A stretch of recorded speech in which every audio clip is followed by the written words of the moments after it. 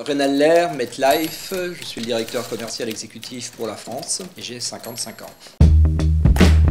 Être leader et non suiveur. Depuis tout petit, je préfère toujours être celui qui va animer ou conduire un groupe plutôt que celui qui va suivre. Nous travaillons sur des cibles dites hors normes. Le hors norme, c'est quoi? C'est tout ce qui est lié aux très forts capitaux. On assure jusqu'à 50 millions d'euros. C'est lié aux pathologies difficiles. Ce sont également des risques de séjour ou des professions tout à fait particulières. Alors, la société MetLife est implantée en France depuis une cinquantaine d'années, adossée à un groupe américain, première compagnie mondiale d'assurance. En France, nous avons la particularité d'être sur un réseau complètement intermédiaire, puisque nos distributeurs sont essentiellement des agents généraux, des courtiers et des conseillers en gestion de patrimoine. Un chiffre d'affaires de 200 millions d'euros, un résultat net de 20 millions d'euros, 250 salariés, 40 inspecteurs qui gravitent le territoire français. C'est le professionnalisme, c'est la proximité et c'est le partage également. 2008, la crise des subprimes et la disparition donc, de l'entreprise AIG, d'un coup de trait.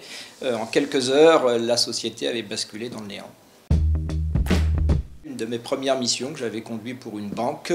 À l'époque, c'était très novateur, très osé même, puisque c'était la mise en place de la distribution de l'assurance IARD dans les banques. Aujourd'hui, c'est un véritable succès, mais il y a 30 ans, c'était un peu un saut dans l'inconnu. Loi Carrez, parce que je n'aime pas le football. Le Corbusier, j'aime l'originalité aussi dans l'immobilier, je pense que c'était très novateur en son temps. Ni l'un ni l'autre.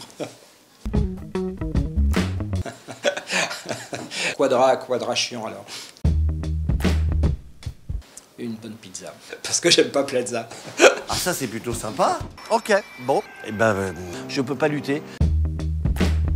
Ben, j'en sais rien et ça me rassure de ne pas le savoir parce que ça m'inquiéterait dans un monde qui bouge énormément de se dire dans 10 ans on sera là de manière très précise. C'est plutôt bien de le construire en marchant. Moi, le mot de la fin, ça serait plutôt merci, parce que c'est une question d'éducation. Donc, c'est de vous remercier donc, de cette interview, tout simplement.